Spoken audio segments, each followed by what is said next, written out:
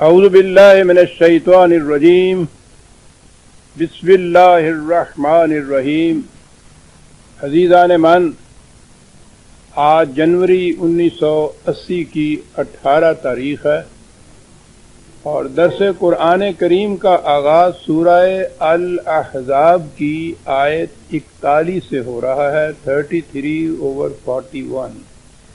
مقام یہاں پھر ایک ذرا مشکل آ رہا ہے، جیسا کہ میں نے پچھلے درس میں عرض کیا تھا۔ یہ ہے درود شریف کے متعلق۔ قبل اس کے کہ میں اس موضوع کو شروع کروں، ایک تنبیہ، وارننگ یا گزارش نہایت ضروری سمجھتا ہوں۔ میرے درس کا بنیادی نقطہ یہ ہے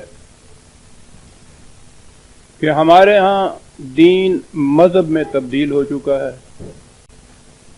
مذہب میں دین کے پروگرام کے جتنے بھی ضوابط ہوتے ہیں ان کی شکلیں باقی رہ جاتی ہیں، ان کی روح، ان کی غرض و غایت، ان کا نصب العین، ان کا نتیجہ جو مرتب ہونا چاہیے وہ باقی نہیں رہتا۔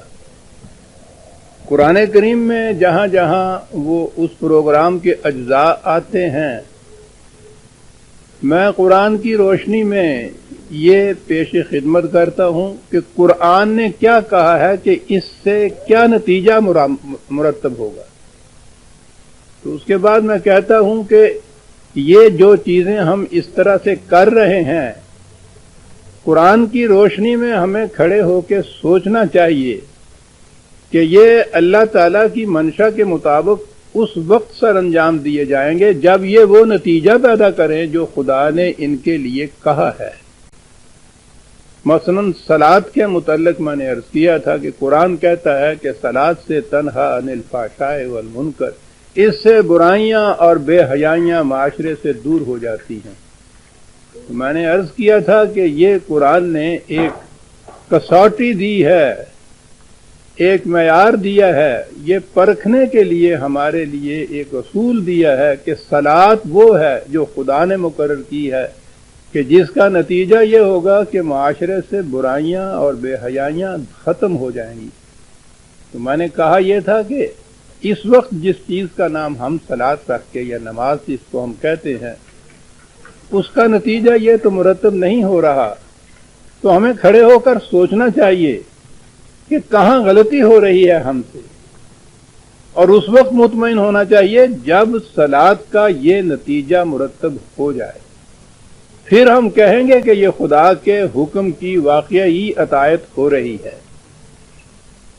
لیکن اس کے ساتھ ہی آپ کو یاد ہوگا کہ میں بار بار دہرائے چلا جا رہا ہوں کہ ہماری حیثیت مسلمانوں کی ایک قوم کی ہے۔ ہمارے ہاں قومی یا ملی شاعر ہیں کچھ، وہ چلے آ رہے ہیں، انہی میں یہ چیزیں جو مذہب کے اندر نماز، روزہ، حج، زکوٰۃ کی شکل میں ہمارے ہاں چلی آ رہی ہیں۔ میں اس کے ساتھ ہی تاکید کرتا چلا آ رہا ہوں کہ میرا مسلک کم از کم یہ ہے کہ ان کو بحال ہی اسی طرح سے قائم رکھا جائے، اس لیے کہ ان سے ہمارا ایک قومی تشخص، آئیڈینٹی جو ہماری ہے وہ وابستہ ہے۔ کوشش یہ کی جائے کہ یہ وہ شکل اختیار کر لیں جس سے وہ نتائج مرتب ہوں جو قرآن نے بتائے ہیں۔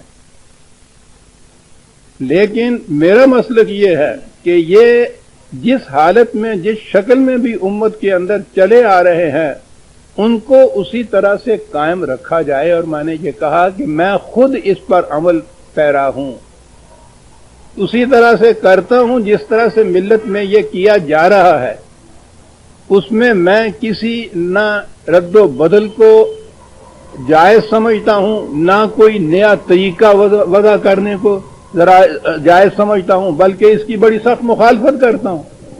اور یہ جو ایک اہل قرآن فرقہ آپ کے ہاں ہے، میری ان سے سخت ترین مخالفت اسی وجہ سے ہے کہ انہوں نے ایک نئی وضع کی، نماز اپنے ہاں اختیار کر لی، نئی وضع کے اور مسائل اختیار کر لیے۔ میں قطعاً اسے جائز نہیں سمجھتا، اور ان چیزوں کو علی حال ہی قائم رکھنے کی بڑی تاکید کرتا ہوں۔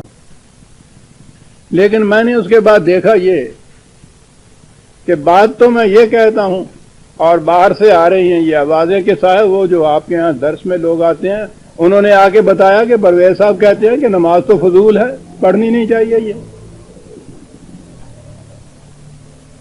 ایسا کہنے والے میں سمجھتا ہوں کہ ان کو دو شقوں میں تقسیم کر دینا چاہیے۔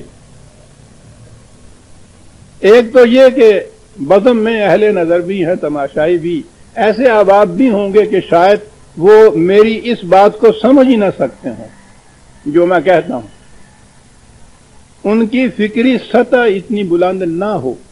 میں اگرچہ کوشش کرتا ہوں اور بار بار دہرا کر کوشش کرتا ہوں، پہلے اوپر بات کہتا ہوں، پھر اور سلیس کہتا ہوں، پھر اور آسان کہتا ہوں، عام فہم الفاظ میں بھی سمجھاتا ہوں، لیکن اس کے باوجود ہو سکتا ہے کہ ایسے احباب ہوں جو اس کے باوجود میری لم اور غائط کو نہ سمجھ سکتے ہوں، ان کی یہ جہالت ہے۔ ان سے تو میں یہ گزارش کروں گا کہ اگر آپ اسے پورے طور پر نہیں سمجھ پاتے تو کم از کم میری طرف اس قسم کی باتیں منسوب کر کے بات نہ کہیے۔ میرا تو اس میں کوئی نقصان نہیں ہے عزیزان ایمان، میرا کوئی پروفیشن نہیں، مجھے اس سے کوئی آمدنی نہیں۔ قرآن کے خلاف یہ بات جاتی ہے، لوگ اس سے بدک جاتے ہیں۔ پہلے ہی کچھ کم پروپیگنڈا میرے خلاف نہیں کیا گیا، اور وہ تو خاص سازش کے متحد کیا تھا کہ قوم قرآن کی طرف نہ آنے پائے۔ لیکن یہ جو چیزیں ہمارے نادان دوست کرتے ہیں اس کا نتیجہ یہ ہوتا ہے کہ یہ عام طور پر یہ بات پھر پھیلائی جاتی ہے کہ وہاں صاحب اس درس میں تو کہا جاتا ہے کہ نماز فضول چیز ہے، پڑھی ہی نہیں۔ تو اگر کوئی شخص آنے کے لیے تیار بھی تھا یا قرآن کی قریب آنے کے لیے آمادہ بھی ہوتا تھا تو وہ یہ سن کے یہ کہہ دے گا کہ صاحب لا حول ولا اس قسم کے آدمی کے درس میں جانے کے کیا فائدہ ہے صاحب۔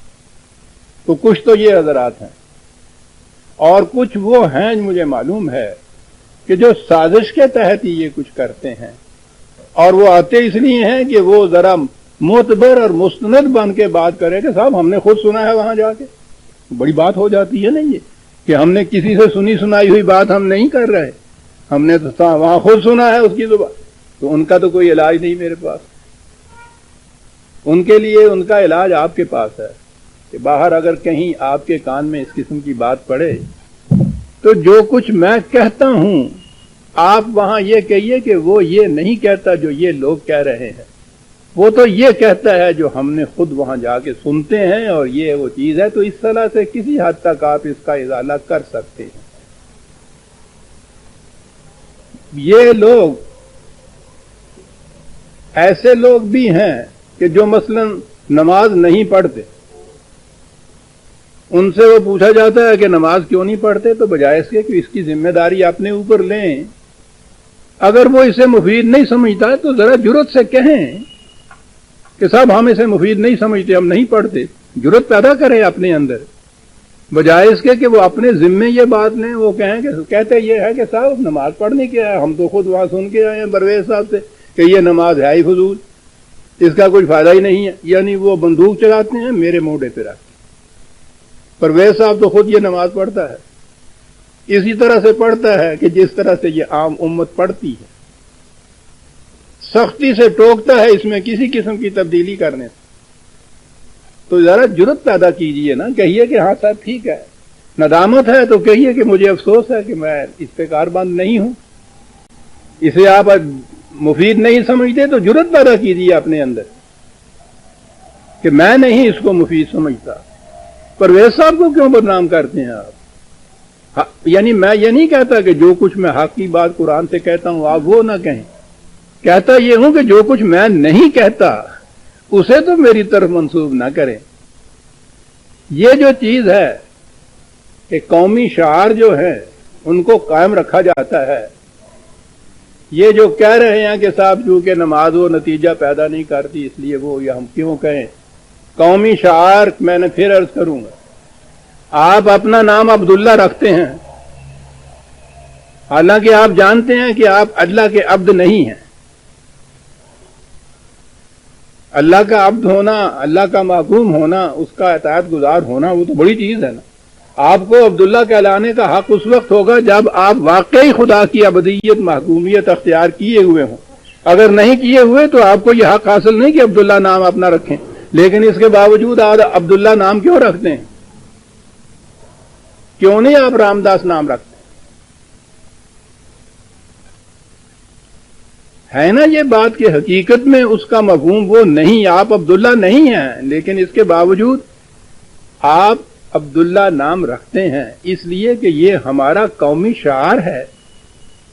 مسلمان کی پہچان نام سے بھی ہو جاتی ہے۔ تو جب ایسی چیزیں کہ جن کا مفہوم مقصود وہ نہیں ہے اسے آپ اختیار کرتے ہیں، تو اس کے متعلق آپ یہ کیا کہتے ہیں کہ صاحب اس کا فائدہ کچھ نہیں ہے، مفید نہیں ہے، اس لیے ہم اختیار نہیں کرتے۔ اگر آپ کہتے بھی ہیں تو میں نے عرض کیا ہے کہ اپنی طرف سے کہیے، میری طرف سے نہ کہیے عزیزان من۔ میں پھر عرض کر دوں کہ اس سے میرا نقصان نہیں ہے، میری تو ساری عمر گزر گئی انہی تیروں کو سہارتے ہوئے۔ اس سے قرآن کریم جو ہے اس کے راستے میں رکاوٹ پیدا ہو جاتی ہے، لوگ باہر سے ہی اس قسم کا پروپیگنڈا شروع کر دیتے ہیں۔ اس تنبیہ کے بعد میں آگے آتا ہوں، اور اس لیے میں نے یہ آج ضروری سمجھی کہ یہ مقام بہت ہی نازک آ رہا ہے، جسے درود شریف کہتے ہیں۔ نماز کے متعلق تو پھر بھی شاید کچھ برداشت کر لیں لوگ، جو اسے کہا جائے کہ جی وہ تو کہتا ہے کہ یہ نماز جو ہے یہ اس کا نتیجہ کچھ نہیں نکلتا، مفید نہیں ہے، یہ ایسا نہیں ہے، کیونکہ بہت سے لوگ ہیں جو نہیں پڑھتے۔ لیکن اگر کسی سے یہ کہہ دیا جائے کہ وہ تو درود شریف کا بھی منکر ہے، اسے تو برداشت نہیں کیا جاتا۔ بڑا نازک مقام ہے یہ، اس کی اہمیت، اس کا احترام دل کی گہرائیوں میں ہے۔ اور میں پہلے ہی عرض کر دوں کہ جسے آپ کہیں گے کہ وہ تو اس کا بھی منکر ہے، آپ نے تو دیکھا ہوگا نبی اکرم صلی اللہ علیہ وسلم کا اسم گرامی جب بھی آتا ہے صلی اللہ علیہ وسلم، تو اس کے ساتھ التزاماً میں کہتا ہوں، لکھتا بھی ہوں، کہتا بھی ہوں، اسے ہی تو درود کہا جاتا ہے۔ لہذا یہ چیز جو ہے یہ یوں نہ سمجھیے، جو کچھ قرآن کہتا ہے اسے سمجھنے کی کوشش کیجیے کہ وہ کہتا کیا ہے۔ آیت 41 سے درس شروع ہوتا ہے، نسخے ہیں آپ کے پاس تو سامنے رکھ لیجئے۔ بڑی اہم چیز آتی ہے، الفاظ پہ بات ہوگی یہاں۔ پہلے آتا ہے یا ایھا الذین آمنوا اذکروا اللہ ذکرا کثیرا وسبحوہ بکرۃ واصیلا۔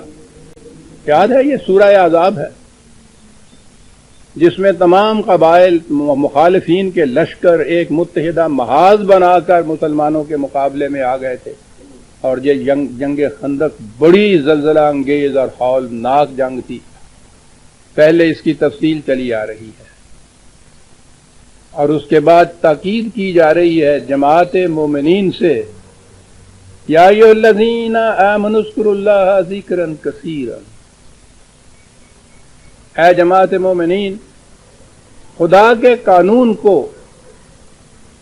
اس طرح سامنے رکھو کہ یہ کبھی تمہاری نگاہوں سے اوجھل نہ ہونے پائے۔ زندگی کے ہر گوشے میں، ہر میدان میں، کاروبار حیات کے ہر شعبے میں، جہاں بھی تم ہو، ذکرن کثیرا، یعنی کثرت سے اس کو اپنے سامنے رکھو۔ یہ کیا کہتا ہے؟ جو قدم اٹھانے لگو پہلے سوچو کہ اس کی بابت قرآن کہتا کیا ہے۔ اللہ تعالیٰ نے قرآن کریم کو ذکر کہا ہے۔ اب یہیں سے بات تو شروع ہو جائے گی۔ ہمارے ہاں تو ذکر یہ ہے کہ جو آج کل خاص طور پہ بہت زیادہ کثرت سے ہوتا ہے مسجدوں کے اندر، نماز کے بعد بھی، صبح بھی، وہ جو ضربے لگاتے ہیں قلب کے اوپر، اور اس کا نام ذکر رکھا گیا ہے۔ اللہ تعالیٰ نے تو قرآن کو ذکر کہا ہے، ذکر للعالمین کہا ہے۔ تو ذکر کے معنی ہوتا ہے کسی چیز کو ہمیشہ سامنے رکھنا۔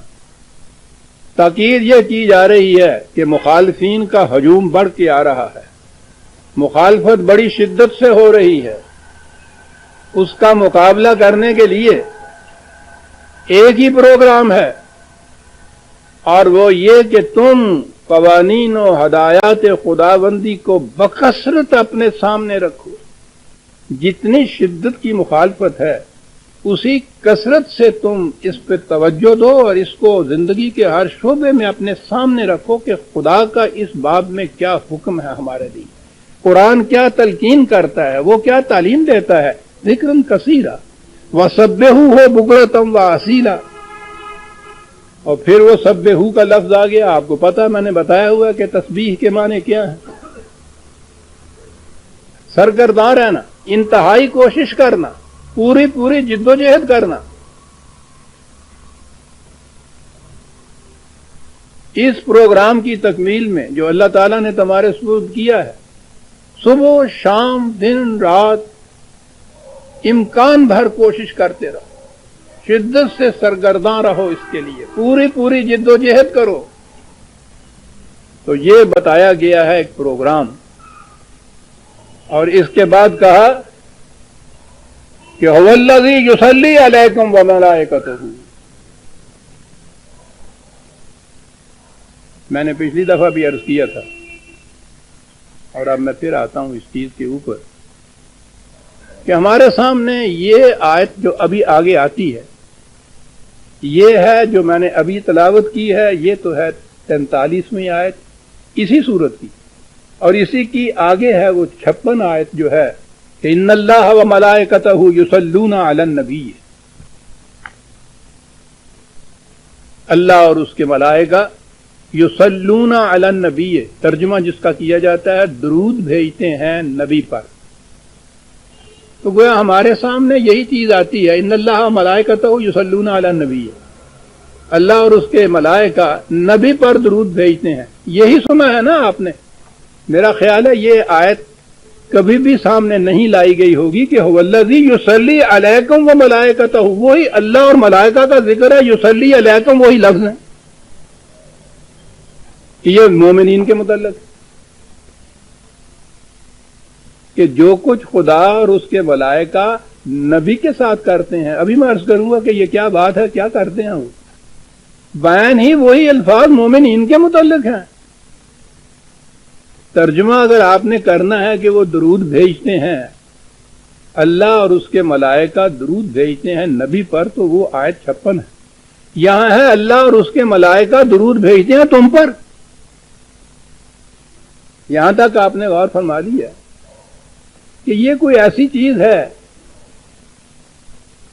کہ جو خدا اور اس کے ملائکہ صرف نبی کے ساتھ ہی نہیں کر رہے، وہ جماعت مومنین کے ساتھ بھی کرتے ہیں۔ وہ کیا کرتے ہیں وہ تو بات آگے آئے گی، لیکن یہ تو آپ نے دیکھ لیا نا قرآن کریم کی ان 2 آیتوں سے۔ ان دونوں کے حوالے ذہن میں رکھیے، میں نے اسی لیے عرض کیا ہوا عزیزان من دے آیا کیجیے چھوٹے چھوٹے نسخے قرآن کے، بڑی عمدگی سے سمجھ آئے گا قرآن۔ 43 میں یہ ہے، 56 میں وہ ہے، دونوں کے وہی الفاظ ہیں۔ والذی یصلی علیکم وملائکتہ، ان اللہ وملائکتہ یصلون علی النبی۔ تو یہاں بات واضح ہو گئی کہ جو کچھ بھی وہاں نبی کے متعلق خدا کہہ رہا ہے، اللہ اور اس کے ملائکہ کر رہے ہیں، یہاں اللہ اور اس کے ملائکہ وہی کچھ مومنین کے ساتھ بھی کر رہے ہیں۔ تو اگر میں نے عرض کیا ہے، اگر اس کے معنی آپ نے درود بھیجنا کہتے ہیں، تو پھر خدا اور اس کے ملائکہ نبی پر درود بھیجتے ہیں، خدا اور اس کے ملائکہ جماعت مومنین پر درود بھیجتے ہیں۔ اس میں دونوں شریک۔ درود کا لفظ قرآن کریم میں نہیں آیا، قرآن کریم میں تو ایک طرف یہ عربی زبان کا ہی لفظ نہیں ہے۔ آپ کو معلوم ہے کہ میں نے عرض کیا، اور خاص طور پہ میں نے اپنی کتاب شاہکار رسالت میں بڑی وضاحت سے یہ لکھا کہ دین جو خدا نے رسول اللہ صلی اللہ علیہ وسلم کی وساطت سے بھیجا تھا، مذہب میں جو تبدیل ہوا ہے، تو اس میں ایران کے جو مجوسی مذہب والے تھے، ایرانی جن کو فتح کیا تھا مسلمانوں نے ایران کو، یہ ان ایرانیوں کا فتح کردہ ہے۔ تصورات ان کے ہیں، عقائد ان کے ہیں، نظریات ان کے ہیں۔ کیا یہ گیا کہ اس دین کے جیسے قرآن کے الفاظ تو وہی رہنے دیے، تفسیر بدل دی. اب آپ الفاظ تو قرآن کے دہراتے ہیں اور مطلب وہ لیتے ہیں جو ان تفسیروں میں ہیں جس میں سارے تصورات ان ایرانیوں کے ہیں جن کو مجوسی، آج کے ایرانی نہیں، اس دور کے میں کہہ رہا ہوں، مجوسی جن کو پارسی کہتے ہیں نا. اب تو وہ دنیا میں بہت کم رہ گئے ہیں، ایران میں بھی بہت کم ہے مجوسی. ہندوستان میں ہمارے ہاں بمبئی کے ارد گرد کچھ پارسی جن کو کہتے ہیں، یہ وہ لوگ وہاں آباد ہیں، کچھ کاروبار سا وہ کرتے ہیں، ان کی کوئی مذہبی حیثیت باقی یا قومی حیثیت باقی نہیں رہی. لیکن یہ پورے کا پورا ایران مجوسی تھا جب مسلمانوں نے فتح کیا اسے. اور یہ تھا وہ ہرمزان جو حضرت عمر کے دربار، حضرت عمر کی خلافت میں سامنے آیا تھا، تو اس نے یہ کہا تھا کہ ہماری شکست کی وجہ یہ ہے کہ پہلے ہم ایرانی اور تم عرب اکیلے اکیلے لڑتے تھے، اب جو ہم میدان جنگ میں آتے ہیں تو ایرانی تو اکیلے ہوتے ہیں اور تمہارے ساتھ تمہارا خدا ہوتا ہے، تمہارے خدا کو تم سے چھڑا دیا جائے تو پھر مقابلہ کر کے بتانا. اور انہوں نے خدا کو چھڑانے کے لیے سازش کی کہ آپ کے دین ہی کو بدل دیے. لیکن انہیں پتا تھا کہ اگر یہ دین کے شاعر، یہ چیزیں جن کو یہ مسلمان ادا کرتے ہیں، یہ قرآن مجید، اس کو بدلا تو اس کو تو کبھی بھی یہ لوگ قبول نہیں کر سکے، کبھی نہیں کریں گے. جیسا میں نے عرض کیا، انہوں نے قرآن کے اندر ایک لفظ کا ادھر ادھر نہیں کیا اضافہ، معنی بدل دیے. یہ آپ کے ہاں کی یہ صلاۃ، یہ صوم، یہ حج، یہ زکوٰۃ، اس کی شکلیں وہی رہنے دی، ان کی غرض و غائد بدل دی، یہاں تک کہ ان کے تو نام بھی بدلے. صلاۃ کی جگہ نماز، یہ عربی زبان کا ہی لفظ نہیں ہے. صوم کی جگہ روزہ، یہ بھی عربی زبان کا لفظ نہیں ہے. یہ جو ہے یصلی علیکم، اس کا ترجمہ درود، یہ بھی عربی زبان کا لفظ نہیں ہے. مجوسیوں کے ہاں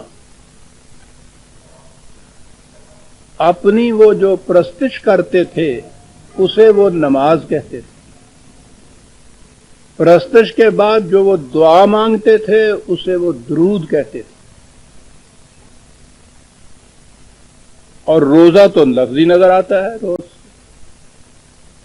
ان کے ہاں روزہ رکھتے تھے تو روزہ کہتے تھے. یعنی ان چیزوں کے مقاصد اور غایت ہی نہیں بدلی، ان کے تو نام بھی بدل دیے. وہ اس طرح سے بدلے ہوئے ہیں کہ اب ہمارے ہاں نماز کی جگہ وہ صلاۃ کوئی کہے سمجھ میں بات نہیں آتی.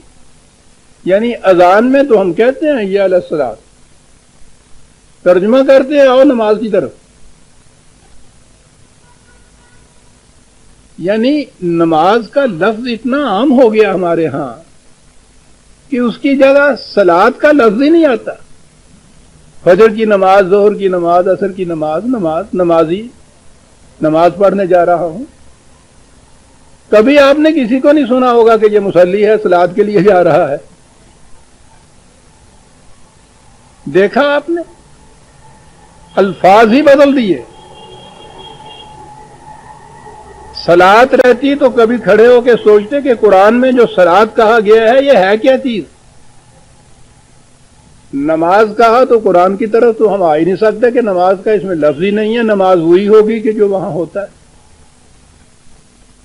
اور یہ جو چیز تھی اس کے لیے لفظ درود آ گیا. نماز بھی پڑھنا، سبحو جو ہے تسبیح پھیرنا، واذکر اللہ جو کہا ذکر کرنا، وہ جو کیا جاتا ہے. نماز بھی پڑھنا، درود شریف بھی پڑھنا، یہ سب کچھ کرنے کی چیزیں تھی جو پڑھنے پہ آ گئی. قرآن بھی کرنے کی چیز تھی. اس کے متعلق پہلی چیز تو یہ کہی کہ صاحب قرآن ناظرہ پڑھنے سے بھی ثواب ہوتا ہے. بغیر مطلب سمجھے ہوئے الفاظ کو دہرا دینا، دہراتے چلے جائیے. سوچئے تو صحیح کہ یہ کتنی بڑی سازش ہے جو قرآن سے دور لے جائے گی. ایک کتاب جو آپ کے لیے زندگی کا ضابطہ ہے، پروگرام اس میں دیا ہوا ہے، اس ضابطۂ حیات کے لیے یہ کہ آپ اسے ساری عمر پڑھتے رہتے ہیں، ایک لفظ نہیں سمجھتے کہ کیا لکھا ہے اس میں، تو کچھ کر سکتے ہیں اس کے مطابق آپ، جب آپ سمجھتے ہی نہیں ہیں کہ اس کے معنی کیا ہیں۔ لیکن زور اتنا دیا گیا اس کے اوپر کہ مطمئن ہے پوری قوم کہ اللہ کا احسان ہے، خیر اب تو وہ احسان بھی نہیں رہا، ہمارے گھروں میں اب کہاں آوازیں آتی ہیں، ورنہ ہمارے ہاں ابھی تک، ہمارے بچپن میں، اس کے بعد کی زندگی میں بھی صبح اٹھ کے تو یہ دو آوازیں آیا کرتی تھی گھروں کے اندر سے، چکی پیسنے کی آواز اور اس کے ساتھ قرآن کریم کی تلاوت کی آواز۔ تو الفاظ کو تو دہراتے تھے، اب ہمارے ہاں حفاظ جو ہیں حفظ کرنے والے قرآن کریم کو، وہ دہراتے ہیں۔ تلاوت قرآن کی اب بھی ہوتی ہے جہاں جہاں ہوتی ہے۔ قرآن کی خدمت کیا ہوتی ہے؟ قرآن حفظ کیا جائے، تجوید جو ہے، قرأت کا فن، فلاں حرف جو ہے وہ کہاں سے نکلے گا، حلق سے نکلے گا، سینے سے نکلے گا، دو دانتوں کو ملایا جائے گا، زبان یہاں آئے گی۔ یہ جتنے مدرسے بڑے بڑے ہیں، یا ان میں حفظ کرایا جاتا ہے یا یہ فن سکھایا جاتا ہے قرأت کا۔ بڑے بڑے قاری آتے ہیں آپ کے ہاں، مصر سے بھی، عرب کے ممالک سے بھی، یہاں بھی ہوتے ہیں، قرآن کو وہ پڑھتے ہیں۔ نہ پڑھ، ان کا تو خیر عربی زبان ہے، یہاں والے ہمارے ہاں سارا قرآن تراویح کے اندر پورا ختم کر دیتے ہیں۔ وہ جو پڑھنے والا آگے ہوتا ہے، نہ وہ ایک لفظ سمجھتا ہے، نہ سننے والے کوئی سمجھتے ہیں۔ عزیزان من، کبھی کھڑے ہو کے سوچئے تو صحیح کہ یہ کتنی بڑی سازش ہے جو ہمارے ساتھ ہوئی۔ تو خدا کے لیے سوچئے کہ کوئی اور کتاب دنیا کی ایسی ہے کہ جسے آپ پڑھتے رہے اور اس کا ایک لفظ نہ سمجھے۔ یہ اس کتاب نے کیا کیا کہ جس کے ساتھ یہ ہو رہا ہے، اور اس کے بعد یہی نہیں ہے کہ ہم یہ کہیں کہ صاحب ایک فریضہ ادا، اتنے مطمئن اس کے اوپر ہوتے ہیں ہم، دلوں میں اس قدر اس کے بعد ایسا ہوتا ہے کہ بہت بڑا کوئی ثواب کا تو لفظ ہے ہی ہمارے، کہ قرآن کریم کے ایک ایک لفظ سے نہیں، ایک حرف سے 30 نیکیوں کا ثواب ملتا ہے، 10 نیکیوں کا۔ تو الف لام میم کے 3 حرف ہیں، 30 نیکیوں کا ثواب یہ آپ کے اس کریڈٹ کے رجسٹر میں درج ہو گیا۔ الفاظ کے دہرانے سے ثواب۔ عزیزان من، جتنا پڑھا جاتا ہے اس کو دنیا میں، دنیا کی کسی کتاب کو اتنا استقرار اور اصرار سے نہیں پڑھا جاتا۔ اگر اس کے 1,00,000ویں حصے کو بھی کہیں سمجھ لیا جائے، کایا پلٹ جائے اس قوم۔ وہ لفظ تلاوت کے معنی ہی پیروی کرنا ہے۔ تلاوت قرآن مجید کے معنی ہیں قرآن کی پیروی کرنا، اتباع کرنا، پیچھے پیچھے چلنا۔ کبھی کسی کے ذہن میں آیا ہے تلاوت قرآن شریف کے یہ معنی؟ آپ نے غور کیا کہ یہ کتنی بڑی سازش ہے جو ہوئی ہے ہمارے ساتھ؟ اب یہی چیز جو تھی، ان اللہ و ملائکتہ یصلون علی النبی،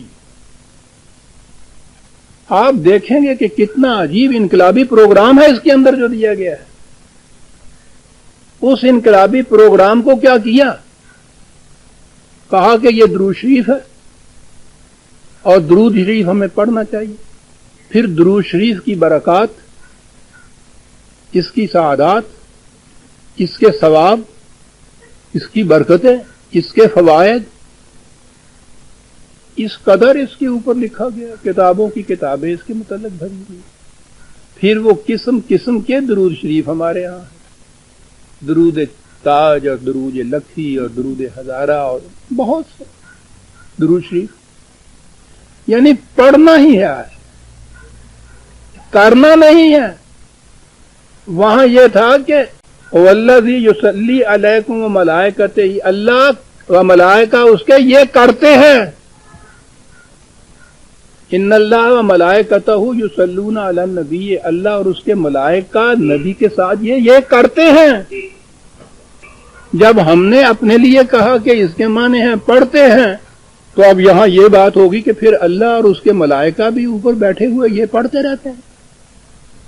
سوچئے گا عزیزان مان، جس خدا نے یہ الفاظ دیے تھے، قرآن کے اندر درج کیا تھا، رسول اللہ صلی اللہ علیہ وسلم کو دیے، امت کو دی، اس خدا نے خود بتا دیا تھا کہ ہم کیا کرتے ہیں، ہمارے فرشتے کیا کرتے ہیں۔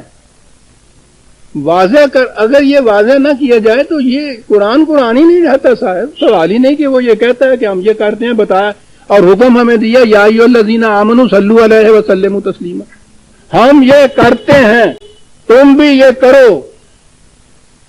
یہ کرو کا ترجمہ ہم نے آپ نے اپنے ہاں کر دیا، پڑھو، تم درود پڑھو۔ تو پہلا بھی ترجمہ یہ کرو نا پھر کہ خدا اور اس کے ملائکہ درود شریف پڑھتے ہیں، اے مسلمانوں تم بھی درود پڑھا کرو۔ کیا خیال ہے، آپ اس سے مطمئن ہو جائیں گے اس ترجمے سے؟ اور اگر یہ ہو کہ ہم اور ہمارے ملائکہ یہ کرتے ہیں، اے جماعت مومنین تم بھی یہ کرو، بات کتنی بڑی ہو جائے گی۔ اللہ اکبر، خدا یہ کرتا ہے، اس کے ملائکہ یہ کرتے ہیں، تو جب ہم کریں گے تو ہم تو اس صف میں شامل ہو جائیں گے کہ جس میں خدا اور اس کے ملائکہ کھڑے کچھ کر رہے ہیں۔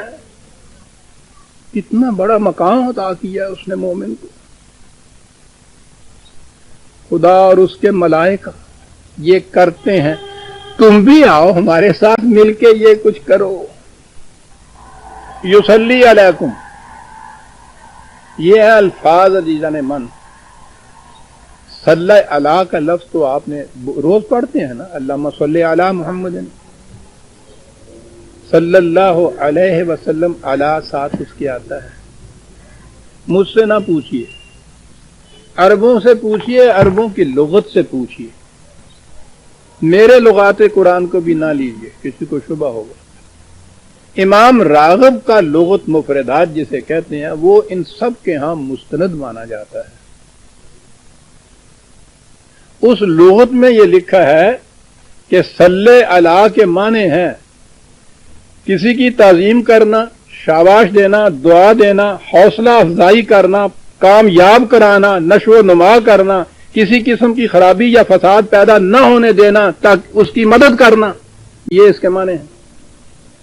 کرنا، دیکھا آپ نے، حوصلہ افزائی کرنا، تائید کرنا، مدد کرنا، پروان چڑھانا، کامیاب بنا دینا، نشو و نما کرنا، کسی قسم کی خرابی پیدا نہ ہونے دینا۔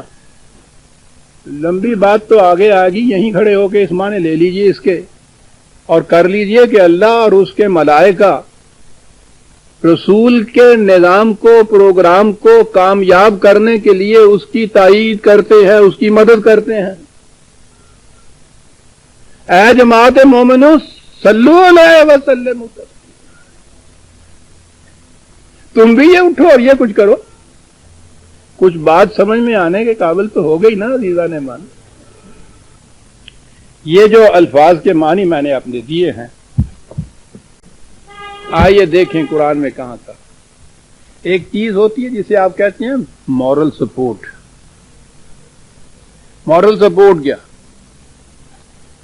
کسی کے اچھے کام کے اوپر اتنا ہی کہنا شاباش، زندہ باد، بہت اچھے۔ آپ نے دیکھا کہ اتنے سے کتنی حوصلہ افزائی ہوتی ہے۔ کسی سے کہیے کہ تم یہ کر رہے ہو، ہم تمہارے ساتھ ہیں، ہم تمہاری تائید کرتے ہیں، ضرورت ہوئی تو ہم تمہاری مدد بھی کریں گے، تمہارے پروگرام کو پروان چڑھانے کے لیے تمہارا ساتھ دیں گے۔ آپ دیکھتے ہیں کہ جس سے یہ کہا جائے گا اس کے حوصلے کتنے بلند ہوتے ہیں، اس کو کس قدر تسکین حاصل ہوتی ہے کہ جو کچھ میں کر رہا ہوں صحیح کر رہا ہوں، ان کی تائید حاصل ہے مجھے، یہ میرا ساتھ دیں گے،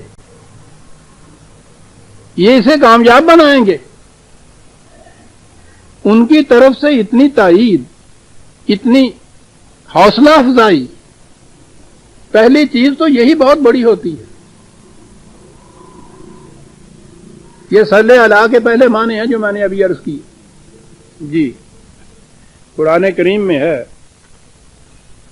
نظام قائم کیا، ابتدائی ادوات تھے، مالی امداد کی بڑی ضرورت تھی.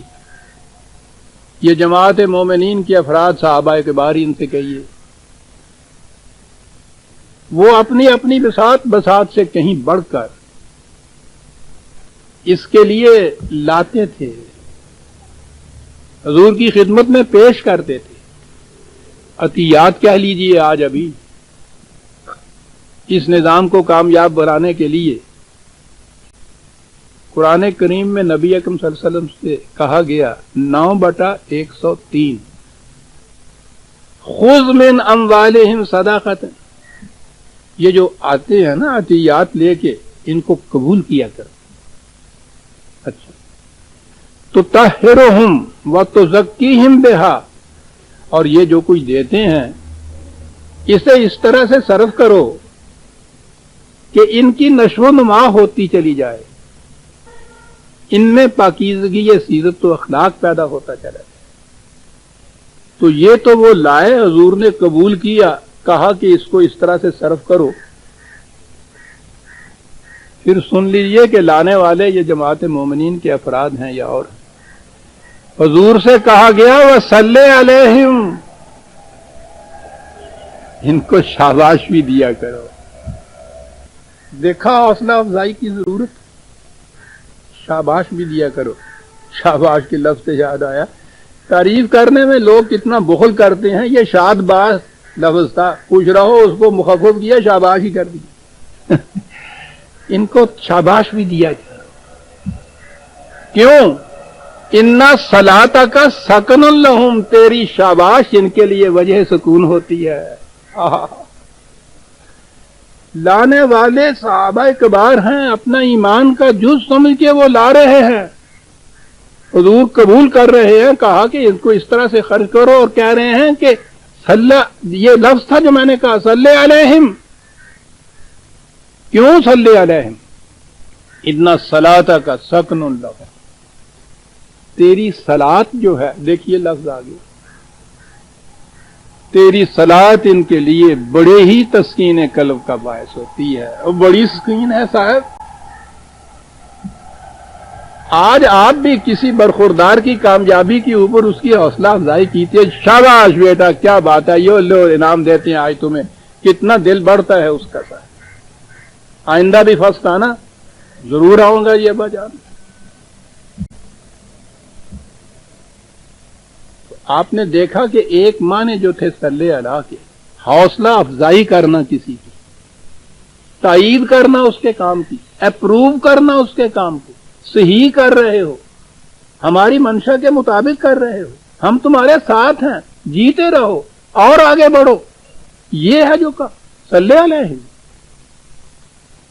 اِنَّ صَلَاتَكَ سَكْنٌ لَهُمْ، تیری صلات ان کے لیے بڑی ہی باعث تسکین. ان اللہ و ملائکتہ یصلون علی النبی، ساتھ ساتھ آتے چلے جائیے. پھر واللہ یصلی علیکم و ملائکتہ، اور کچھ نہیں تو یہاں کھڑے ہو کہ اتنا ہی کہیے کہ یہ جو تم کر رہے ہو میدان جنگ میں ہتھیلی پہ جانے لے کے مخالفت کے ہجوم کے اندر، اس طرح سے تم پہاڑ کی طرح کھڑے ہو، جیتے رہو. کیا بات ہے، اللہ اور اس کے فرشتے تحسین و تبریک کے پھول نچھاور کرتے ہیں تمہارے اوپر، جیتے رہو تم.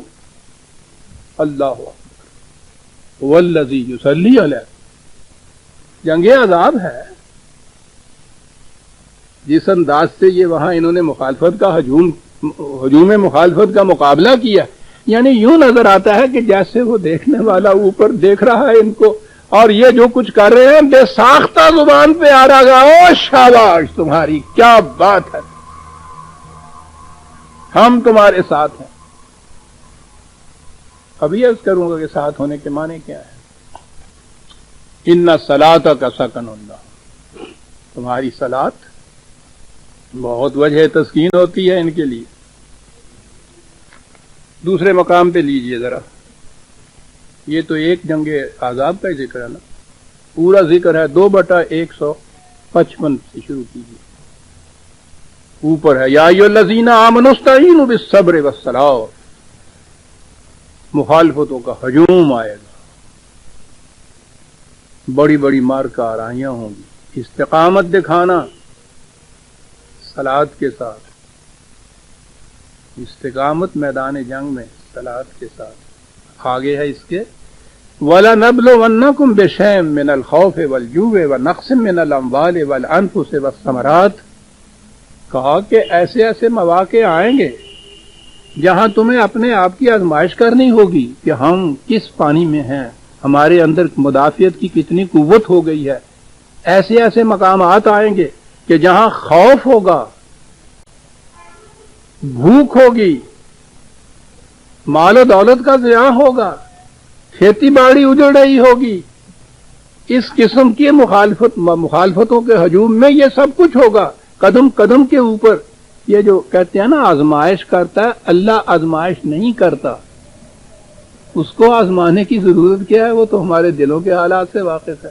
اس کے معنی ہوتے ہیں تم اپنی ٹیسٹ کر کے دیکھو اپنے آپ کو، اپنی آزمائش کر کے دیکھو کہ ہم کس مقام پہ کھڑے ہیں، کتنی قوت ہم میں ہے، کتنی تاب و تواں ہم میں ہے ان مخالفتوں کا مقابلہ کرنے کے لیے۔ یہ ہے جو آزمائش ہوتی ہے جسے ابتلاء کہتے ہیں۔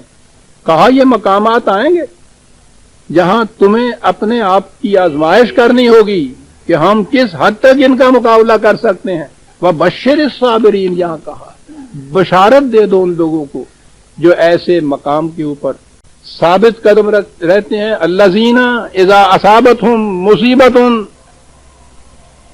کہ جب اس قسم کے واقعات، اس قسم کی مخالفتوں کا ہجوم آتا ہے، وہ چٹان کی طرح اس کے سامنے کھڑے ہوتے ہیں۔ کہا ان کو بشارت دے دو کہ جب وہ شدت کی مخالفت ہوتی ہے تو وہ کیا کہتے ہیں؟ یہ میں پہلے عرض کر چکا ہوں، یہ الفاظ جو آتے ہیں قالوا انا للہ و انا الیہ راجعون، وہ جو میں نے کہا ہے کہ ہمارے ہاں یہ بھی الفاظ آپ کو معلوم ہے نا، انتہائی غم کے زمانے میں، افسردگی کے زمانے میں، جب کچھ نہ ہو سکتا ہو، عام طور پہ مرنے والے کے متعلق کہتے ہیں جب کسی خبر آ جائے نا کہ وہ مر گیا، انا للہ و انا الیہ، یعنی یہ ایسا انا للہ معاذ اللہ بدنام ہوا ہے کسی اور ماں کے وہی صلوات کا لفظ آ گیا علیہ، یہ ہیں جن کے اوپر خدا اور اس کے ملائکہ صلات کو۔ یہ بات اب میں کیا ترجمہ اس کا کروں؟ ترجمہ کرتا ہوں تو وہی جو ہمارے ہاں مروج ہے وہی آ جاتا ہے، بھیجتے ہیں صلات، بھیجتے نہیں ہیں۔ ابھی میں عرض کرتا ہوں وہ کیا کرتے ہیں، لیکن میں کہہ یہ رہا تھا کہ یہ لفظ جو ہے صلات علیہ استعمال قرآن میں کہاں ہوا ہے؟ وہاں رسول اللہ سے کہا گیا، یہاں میدان جنگ میں ثابت قدم رہنے والے، ہر امتحان میں پورے اترنے والے ان کے متعلق کہا گیا کہ اولئک علیہم صلوات من ربہم ورحمہ۔ اچھا یہاں آئیے پھر اسی آیت کی طرف، یصلون علی النبی کی آیت بعد میں آئے گی، ابھی اسی پہ آ جائیے۔ هو الذی یصلی علیکم وملائکتہ، خدا اور اس کے ملائکہ یہ کرتے ہیں۔ کاہے کے لیے یہ کرتے ہیں؟ کہیں دور جانے کی ضرورت نہیں۔ لِیُخْرِجَکُم مِّنَ الظُّلُمَاتِ إِلَى النُّورِ، تاکہ تمہیں زندگی کی تاریکیوں سے نکال کے روشنی کی طرف لے آئے۔ یہ کرتا ہے خدا اور اس کے ملائکہ تاکہ یہ ہو جائے۔ عزیزان من سوچئے تو صحیح، خدا اور اس کے ملائکہ تسبیحیں لے کے درود پڑھتے ہوں گے۔ لِیُخْرِجَکُم مِّنَ الظُّلُمَاتِ إِلَى النُّورِ، یہ کیا ہے؟ ظلمات کیا ہے؟ نور کیا ہے؟ ویسے تو زندگی کی ہر ناخوشگواری، نامساعدت، مخالفت وہ ظلمات میں آ جائے گی۔ عجیب بات ہے قرآن کی، یہ جو ہے اس کے معنی تاریکی بھی ہوتا ہے نا، ظلم کے معنی سے۔ اسے تو ہر جگہ جمع کے صیغے میں استعمال کیا قرآن نے۔ ظلمات مختلف قسم کی یہ ہوں گی تاریکیاں، اور اس کے مقابلے میں جو روشنی نور کہی وہ ہمیشہ واحد کے صیغے میں آیا ہے، روشنی۔ تاریکیاں کئی قسم کی ہوتی ہیں، روشنی تو ایک ہی ہوتی ہے۔ تاکہ تمہیں وہ تاریکیوں سے نکال کے نور کی طرف لے آئے۔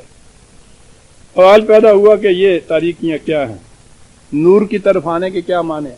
دیکھتے جا رہے ہیں قرآن اپنے مطالب کو واضح کس طرح خود کرتا چلا جاتا ہے۔ قرآن سمجھنے کا طریقہ یہ ہے عزیزان من، اس سے پوچھو کہ کیا کہتے ہو۔ کہا نا تاکہ تمہیں تاریکیوں سے روشنی کی طرف لے آئے۔ سورہ ابراہیم کی پہلی آیت 14/1۔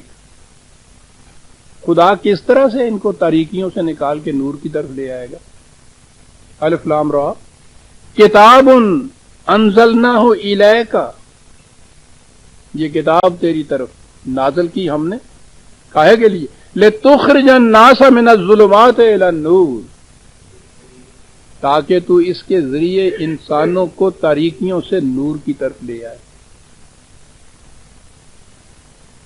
نور کا پہلا فائدہ عزیزان من روشنی کا یہ ہوتا ہے کہ ہر شے اپنی اصلی شکل میں نظر آ جاتی۔ اندھیرے میں ہم رسی کو بھی سانپ سمجھ لیتے، ہو سکتا ہے کہ سانپ کو بھی رسیاں ہی سمجھ لیں جیسا ہم سمجھ رہے ہیں، لیکن ایک ماچس جلا لیجئے، سانپ کی شکل میں نظر آ جاتا ہے، رسی کی شکل میں آ جاتی ہے۔ اور قرآن کے نور ہونے کا پہلا فائدہ تو یہ ہے کہ ہر شے اپنی اصلی حقیقت میں سامنے آتی ہے، اور یہ بہت بڑا قدم ہے خدا کا اگر یہ نگاہ پیدا ہو جائے کہ جو جیسا ہے ویسا ہمارے سامنے نظر آ جائے گا۔ ظلمات سے نور کی طرف لے آئے، قرآن نازل کیا تم۔ 4 ہی آیتوں کے بعد بتایا کہ یہ بات یوں ہی مبہم نہ سمجھنا یا اپنے ذہن سے اس کے معنی نہ متعین کرنا کہ ظلمات سے نور کی طرف کیسے آیا جاتا ہے۔ حضرت موسیٰ علیہ السلام نے کیا کیا تھا؟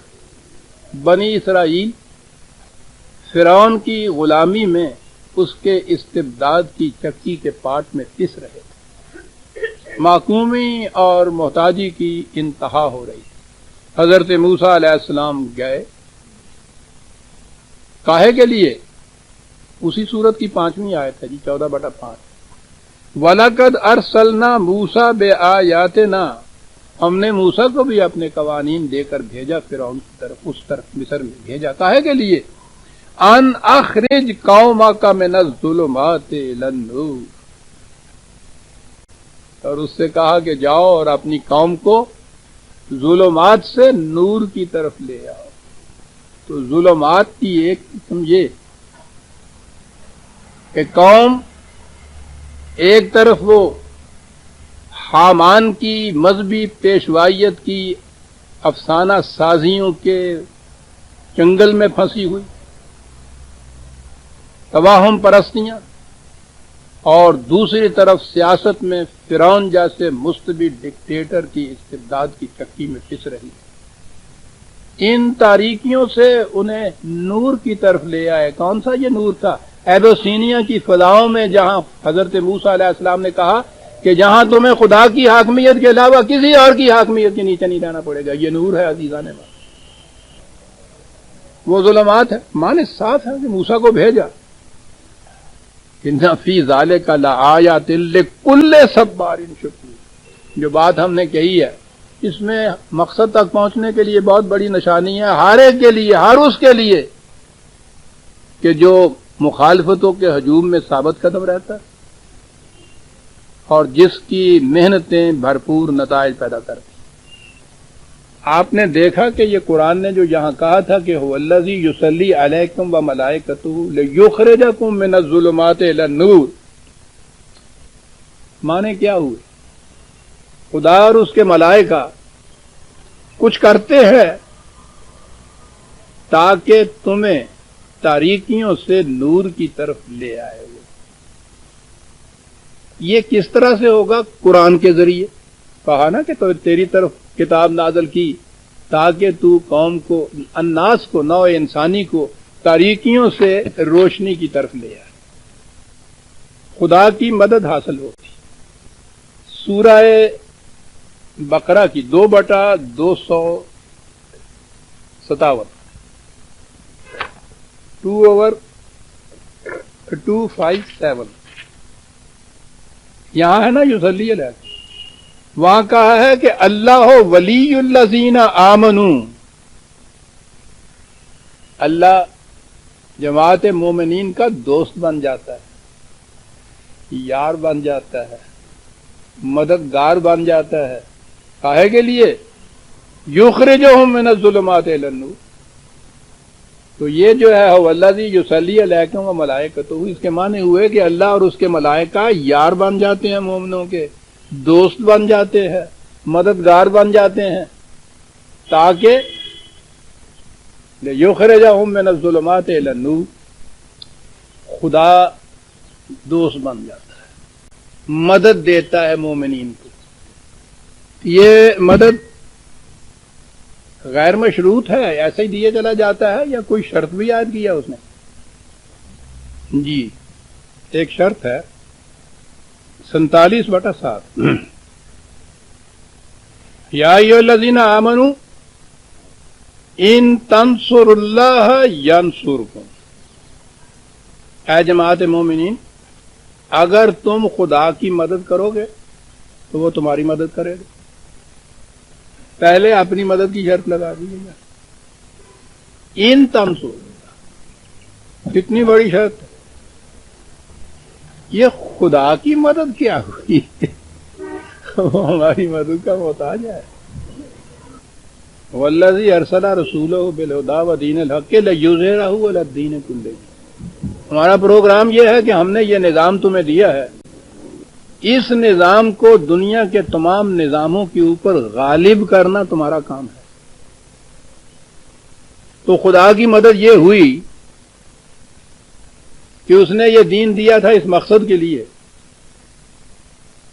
اس مقصد کو کامیاب کرنا جماعت مومنین کا خدا کی مدد کرنا ہے. کہا اگر تم ہماری مدد کرو گے ہم بھی تمہاری مدد کریں. تو یہ جو تھا والذی یصلی علیکم وملائکتہ، مدد کرنے کی بات، وہ معنی آ گئے. اب تو یہ مشروط تھی اس چیز کی، ان تنصروا اللہ ینصرکم. اور اس تو مدد سے ہوگا کیا؟ اس سے کیا ہم وہاں سے میزائل بھیجیں گے تمہارے لیے، کچھ بم بھیجیں گے، تباہیوں کے سامان بھیجیں گے، یہ کچھ ہوگی؟ نہیں، ہماری مدد کچھ اور کرے گی. یثبت اقدامکم، تمہارے اندر کیفیت ایسی پیدا کر دے گی کہ جم کے کھڑے ہو جو میدان جنگ میں. سب سے بڑی مدد یہ ہے عزیزان مان، بھاگ جانے والے میدان جنگ سے کوئی اسلحہ، کوئی توپ، کوئی تفنگ ان کی مدد نہیں کر سکتی. کہا یہ کچھ ہم کریں گے، تیر تم چلاؤ. یثبت اقدامکم، سنتے جائیے والذی یصلی علیکم وملائکتہ. دیکھتا ہے خدا کیا کرتا ہے. تم اگر ہماری مدد کے لیے کھڑے ہوگے ہم تمہاری مدد کریں گے. مدد کیا ہوگی؟ یثبت اقدامکم. اور ایک دوسری جگہ ہے 30/47 کان حقا علینا نصر المومنین. ایسے ہی نہیں کر دی، ہمارا فریضہ ہے یہ، ہم پر واجب ہے یہ. حقا علینا، اتنی بڑی لا انتہا قدرتوں اور اختیارات کا مالک اپنے اوپر ایک پابندی عائد کر رہا ہے. یعنی ہم اپنے اوپر یہ پابندی عائد کر رہے ہیں کہ ہم پہ یہ فرض ہو گیا ہے، ہمارے اوپر واجب ہو گیا ہے کہ مومنین کی ہم مدد کریں، بشرطے کہ ان تنصروا اللہ، وہ ہماری مدد کے لیے اٹھ کھڑے ہوں. حقا علینا، بات واضح ہو گئی عزیزان من. والذی یصلی علیکم وملائکتہ، کہ ہوئی بات کیا؟ اے جماعت مومنین، اگر تم اس کے دین کو غالب کرنے کے لیے اٹھ کھڑے ہوئے، پھر اور ہم اور ہماری کائناتی قوتیں تمہاری مدد کریں گی، تمہاری تائید کریں گی، تمہاری تحسین و آفرین کریں گی، حوصلہ افزائی کریں گی، نشو و نما کا سامان دیں گی، تمہارے پروگرام کو کامیاب بنانے میں تمہاری مدد کریں گے. یہ کرتے ہیں ہم اور ہمارے ملائکہ. اور اس کے بعد آ جائیے آیت 56 کی طرف. ان اللہ و ملائکتہ یصلون علی النبی، وہی الفاظ مومنین کے لیے، وہی الفاظ ہیں جو یہاں نبی کے لیے ہے. ہم اور ہمارے ملائکہ یہی کچھ نبی کے لیے کہا. یہاں تو اللہ نبی آیا ہے صرف. وہ جو پہلا ٹکڑا ہے مومنین کا وہ ساتھ کیسے ملے گا؟ قرآن مجید کہتے ہیں کہ یا ایھا النبی حسبک اللہ ومن اتبعک من المؤمنین. اے نبی ٹھیک ہے خدا تمہارے لیے کافی ہے. ٹھہرو، صرف خدا ہی نہیں، یہ جماعت مومنین جو تیرا اتباع کرتی ہے، خدا اور یہ جماعت یہ مل کے تیرے لیے کافی ہے. اللہ، یہ ہے عزیزان من، یہ صحابہ کبار کا مرتبہ، یہ ہے مومنین کا. انہی کا نہیں، جب مومنین کو تو قیامت تک رہنا چاہیے. پروگرام تو یہ قیامت تک رہنے کے لیے تھا. یہ تو قیامت گزر گئی ہم پہ کہ وہ دین مذہب میں بدل گیا. ورنہ یہ چیز جو تھی، جہاں نبی کو جو کہا گیا ہے کہ تیرے لیے خدا ہی اکیلا نہیں، یہ جماعت مومنین ساتھ ہوگی تو پھر کافی ہوگا. خدا اور یہ مل کے تیرے لیے کافی ہوں گے. آہا، جماعت مومنین اب دونوں کو ملا دیجیے. خدا اور اس کی کائناتی قوتیں کچھ کرتی ہیں، مومن جو ہے ان کو یہ کرنا ہوگا، تب مل کے یہ دونوں ہوں گے نا. سنیے، ان اللہ و ملائکتہ یصلون علی النبی، یہ تو ہم کرتے ہیں. جماعت مومنین کو بھی ساتھ ملنا ہے نا. یا ایھا الذین آمنوا صلوا علیہ، اے جماعت مومنین تم بھی یہی کرو جو ہم کرتے ہیں. منو ساقی باہم سازیں، آؤ تم اور ہم دونوں مل کے نبی کے پروگرام کی مدد کریں. سمجھ لیا یہ کیا معنی ہے صلو علیہ؟ یہ وہ چیز ہے کہ خدا اور جماعت مومنین یہ ہیں، دونوں مل کے یہ مقصد پورا کریں گے. اس لیے کہا کہ ادھر ہم یہ کر رہے ہیں ان اللہ و ملائکتہ یصلون علی النبی یا ایھا الذین آمنوا صلوا علیہ. آؤ خدا اور تم دونوں مل جائیں اس کام میں. یہی بات نہیں چھوڑ دی، کہا کیا کرو؟ تعزروہ وتوقروہ، 48/9. اس کی مدد کرو، اس کی عظمت کو قائم رکھو، اس کے وقار کو قائم رکھو. صلو علیہ کہ معنی یہ ہوئے کہ یہ کرو تم رسول کے نظام پروگرام کو کامیاب کرنے کے لیے.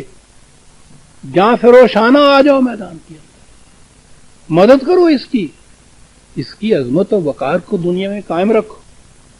عزروہ،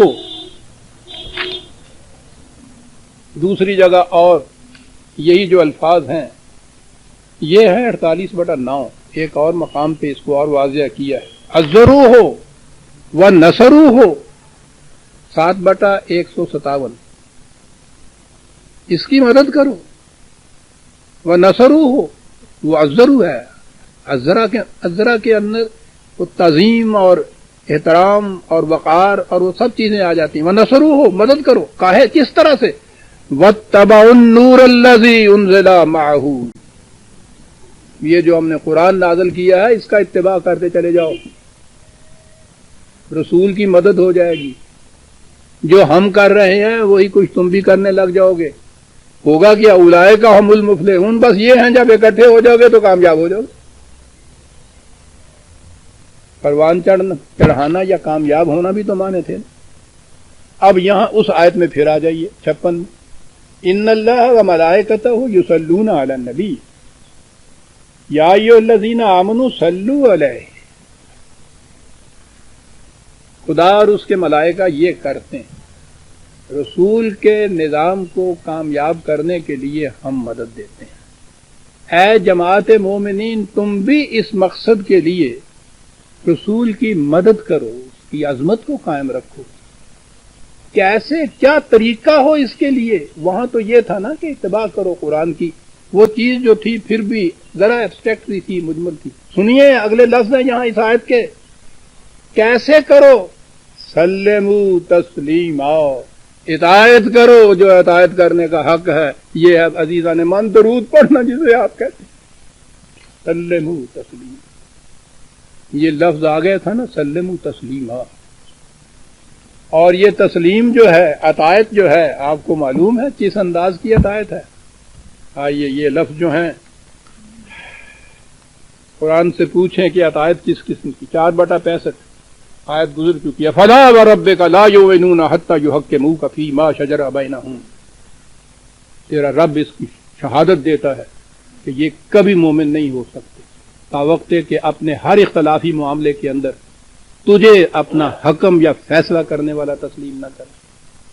اور اس کے بعد ثم لا یجدوا فی انفسہم حرجا مما قضیت، جو تو فیصلہ دے اس کے خلاف اپنے دل کی گہرائیوں میں بھی گرانی محسوس نہ کریں. وَيُسَلِّمُوا تَسْلِيمًا، کہا اسے کہتے ہیں اطاعت کرنا. لفظ آ گیا یسلموا تسلیما، یہاں تو سب ترجمہ یہی کرتے ہیں اطاعت کرو. سر تسلیم خم کرنا ہمارے ہاں بھی کہا جاتا ہے نا، سلموا تسلیما، یہاں وہی ہے وسلموا تسلیما، اطاعت کرو. ہم نے وہ جو تھا صلو علیہ وہ صلی اللہ علیہ، اور سلموا تسلیما وسلم لفظ لے لیے وہی. یہ ہے نا جو ہم پڑھتے رہتے ہیں. عزیزان من سوچئے تو صحیح، یہ ایک پروگرام تھا کچھ کرنے کا یا اس طرح سے بیٹھ کے پڑھنے کی چیز تھی؟ پرکھنے کا معیار کیا خدا نے بتایا تھا؟ یہ بتایا تھا لِيُخْرِجَكُم مِّنَ الظُّلُمَاتِ إِلَى النُّورِ، زندگی کی تاریکیوں سے تم روشنی کی طرف آ جاؤ.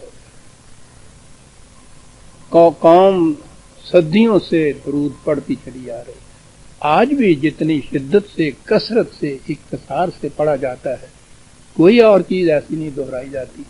اور تاریکیاں ہیں کہ وہ بڑھتی چلی جا رہی ہیں. قریباً 90 کروڑ یا 1 ارب کے قریب ہے مسلمان آج دنیا میں. میں سیاست پہ بات نہیں کرنا چاہتا، میں ظلمات اور نور کی بات کرنا چاہتا ہوں. حضرت موسیٰ علیہ السلام نے یہی کہا کیا تھا نا کہ انسانوں کی غلامیوں سے نکال کے ان کو خدا کی غلامی میں لے آئے. کیفیت یہ ہے ہمارے 1 ارب کی. دنیا کے کسی ملک کے اندر ذرا سی کوئی تبدیلی ہوتی ہے، امریکہ کے صدر کے انتخاب کا قصہ ہوتا ہے، افغانستان میں کہیں روس کے آنے کا قصہ ہوتا ہے، پورے کے پورے عالم اسلام کے اندر ایک تزلزل آ جاتا ہے، بظاہر خوف طاری ہو جاتا ہے. ظلمات یہی تھے نا، اس نے تو ہمیں ظلمات سے نور کی طرف لانا تھا. لِيَظْهَرَهُ عَلَى الدِّينِ كُلِّهِ ہی کرنا تھا، تمام نظام ہائے عالم کے اوپر اس کو غالب کیا گیا. قرآن نے کہا کہ یہ ہو نہیں سکتا کہ کفار مسلمانوں کے اوپر غالب آ جائیں، ہو ہی نہیں سکتا. یہ تو اعلان ہیں، یہ تو دنیا میں سب کے اوپر غالب رہنے کے لیے ہے.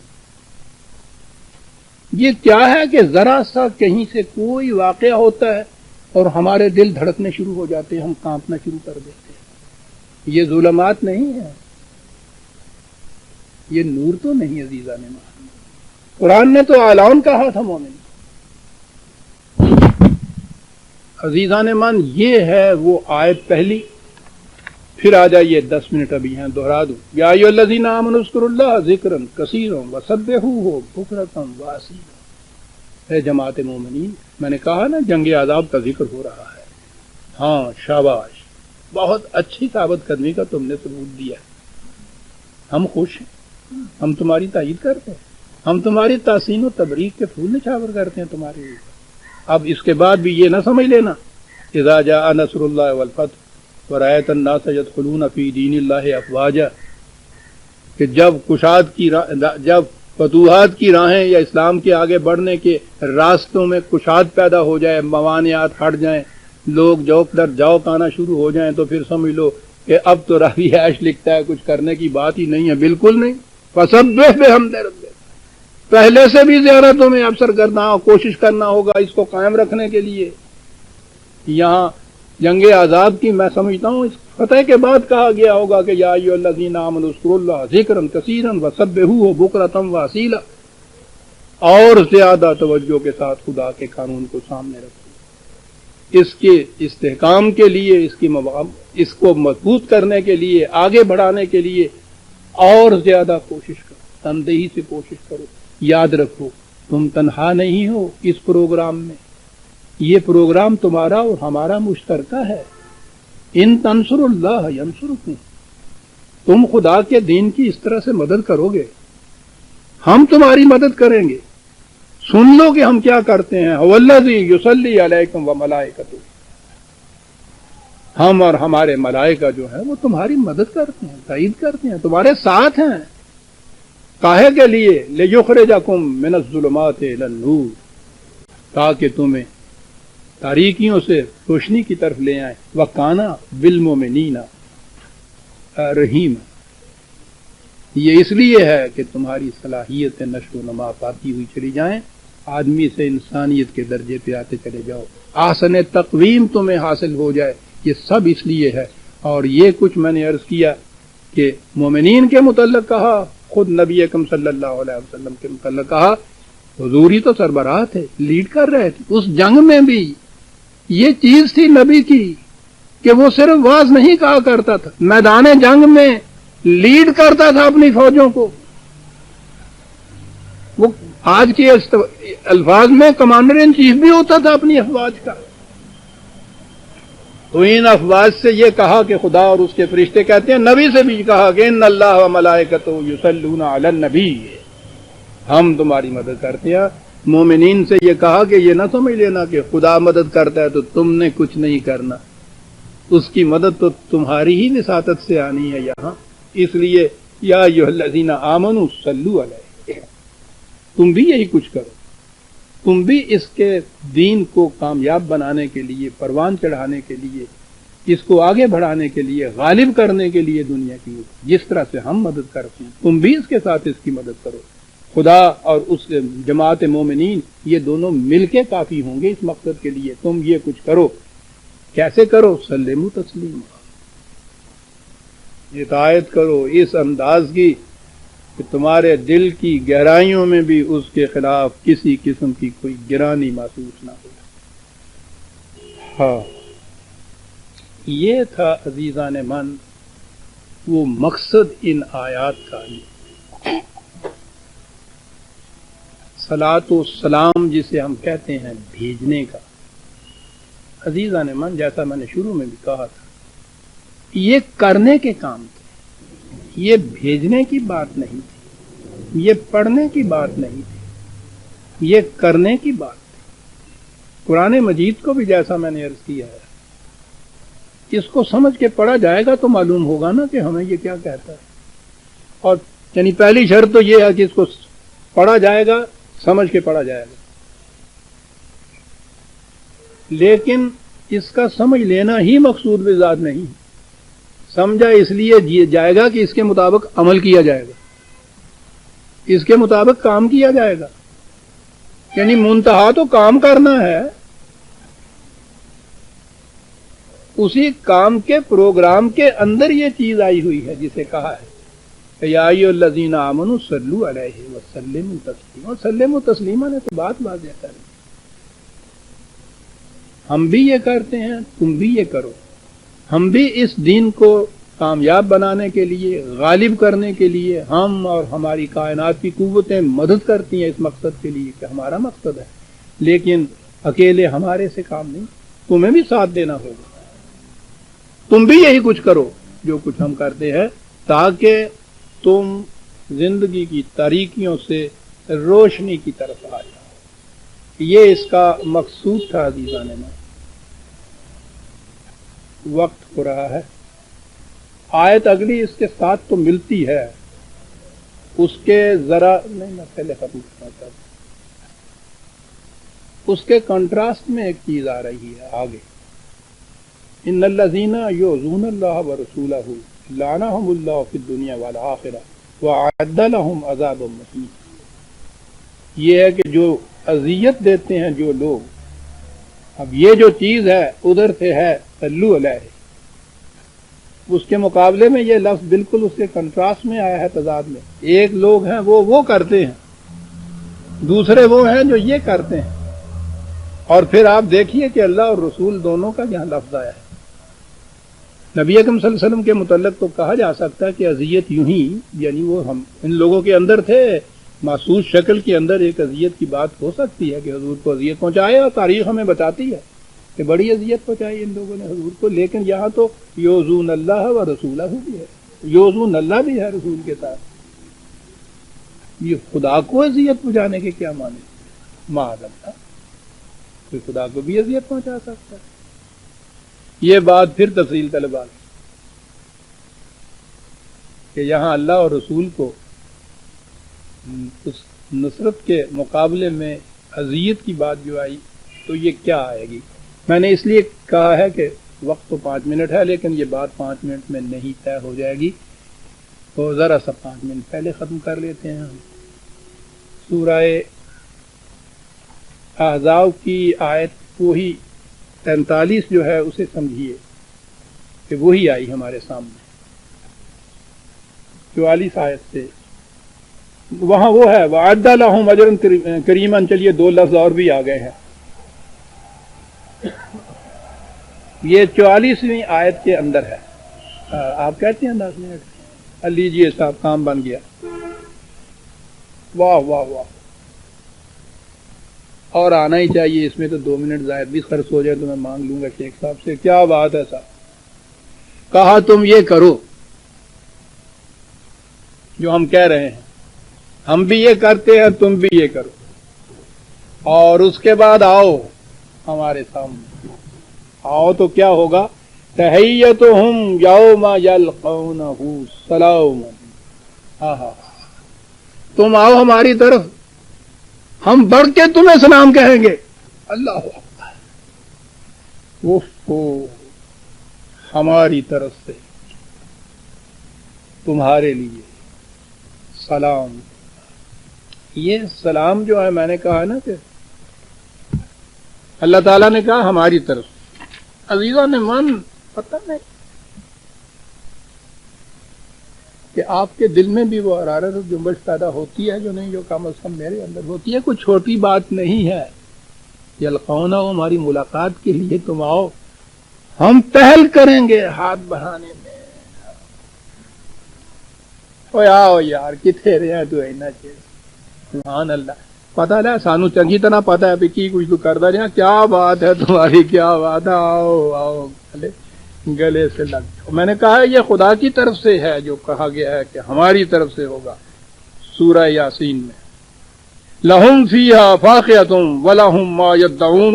بڑی چیز ہے صاحب، بہت کچھ وہاں ہوگا. ارے بہت کچھ کیا ہوگا؟ کہا جو مانگو گے وہاں ملے گا. اور کہا سب سے بڑی چیز تو یہ ہوگی کہ سلام قولا من رب الرحیم. واضح کر دیا کہ یہ خدا کی طرف سے سلام. جنت کے 9 ماہ کا ذکر چلا آ رہا ہے. کہا ٹھیک ہے یہ سب کچھ ملے گا، ایک بات اس سے بڑھ کے بھی ملے گی. خدا خود کہے گا سلام علیکم.